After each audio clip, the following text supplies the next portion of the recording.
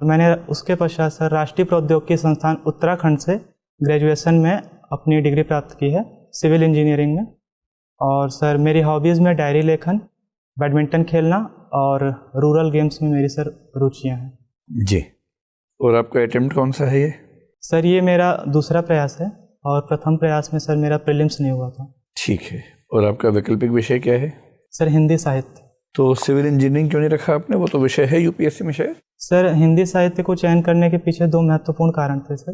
प्रथम कारण कि सर मैं हिंदी मुख्य परीक्षा का माध्यम मैंने हिंदी का चुनाव किया था सर, तो हिंदी और इंग्लिश में थोड़ा मैनेज करना मुश्किल होता है मेरे लिए भाषाई तौर पर।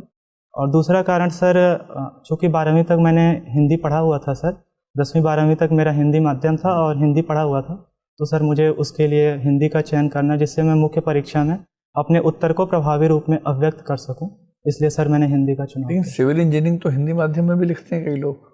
जी सर, लेकिन उसे मैंने चूँकि सर 4 साल इंग्लिश में पढ़ाई की थी उसकी इंग्लिश में, तो उसे सर फिर हिंदी में लिखना मेरे लिए तुलनात्मक रूप से कठिन होता सर। और अब तो यूपीएससी ये सुविधा भी देती है कि अब जीएस हिंदी में लिखिए और ऑप्शन इंग्लिश में लिख सकते हैं।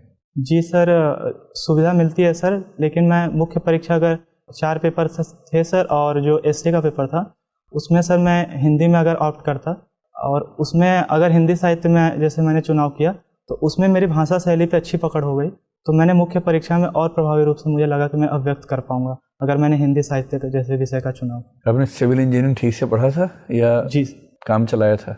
नहीं सर, मैंने 4 साल सिविल इंजीनियरिंग ढंग से पढ़ाई की थी सर। सवाल पूछ सकते हैं उस पर? जी सर। गुड। चलिए विपिन, आपके नाम का मतलब क्या है? सर विपिन का अर्थ सर वन से है। वन? जी सर। तो ये बताएं विपिन, बाकी जो भारत में वनों की स्थिति है वो तो बाकी मेंबर्स आपसे बात करेंगे।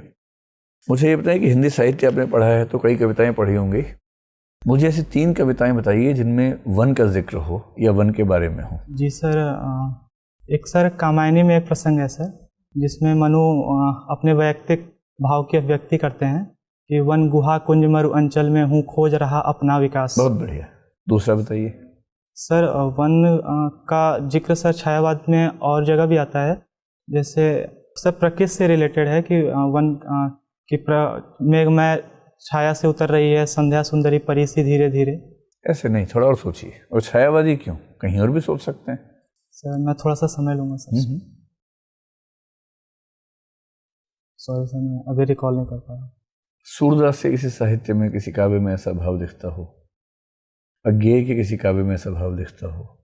सर सूरदास में मैं याद कर पा रहा हूँ सर कि सूरदास में दिखता है जहाँ पे गोपियाँ इस बात की जिक्र करती हैं कि जब कृष्ण वहाँ पर थे तो जो वहाँ का सर जो स्थिति थी वो उनको काफ़ी प्रिय लगती थी, लेकिन अब चूँकि कृष्ण मथुरा चले गए हैं कुछ आवश्यक कार्य के लिए, तो उसकी वजह से उन्हें थोड़ा वीरान सा वनों से महसूस हो रहा है सर।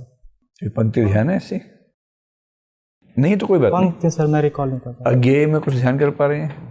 अज्ञेय की सर असाध्य वीणा है एक रचना जिसमें उन्होंने जो असाध्य वीणा की जो रचना की गई है सर वो जो उसी से रचना की गई है, उन्हीं जो जिस पौधे से रचना की गई है सर, और उसमें जो ध्वनि निहित है वो वन के ही आसपास, जैसे कि सर वहाँ पे महुए का गिरना है। क्या प्रेमचंद ने अपने गोदान में वन्य जीवन का जिक्र किया है?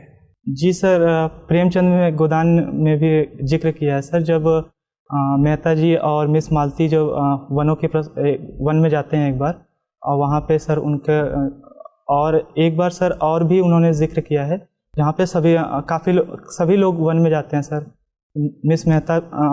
मिस मालती जी रहते